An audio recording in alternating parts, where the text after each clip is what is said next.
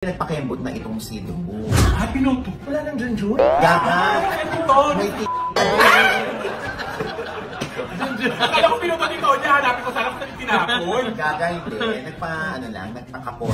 In Tagalog, nagpakapon o nagpa-vasectomize. So, mailalim sa vasectomy. Kung ano kasi na, di ba, hindi naman common din sa mga lalaki. Yung dinidivulge na nagpapa-vasectomy sila. Pero, bakit nga kaya yun ang naisip ni Drew gawin? Di ba kadalasan, ang mga wives ang nagpapatali, di ba? Nagpapaligate. Nagpapaligate, oo. Hindi, ito naman, siguro bilang 5 na anak niya, siguro kay Drew din, parang kawawa naman ang mga babae. Kung puro sila na lang, yung magpapatali, yung magsasakripisyo para hindi na magkaanak. Baka pwedeng kami naman. Parang magpapakapon ako para hindi na madagdagan ng anak namin.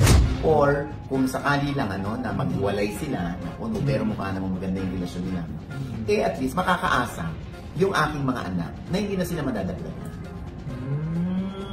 So, Nay, ganyan di ba yung ginawa mo after mo makalimang anak?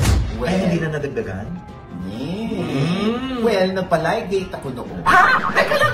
Bakit ligate? Wala ka namang matres. Basta.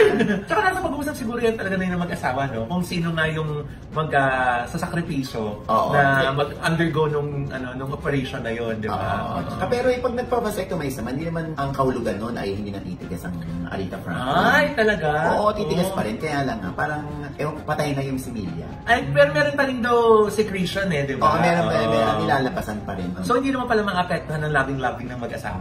Oo, I think so. Ganun nga yun. Ito kasi parang pagsaludo ito sa labis sa pagmamahal ni Drew sa kanyang asawang si Iya Villani.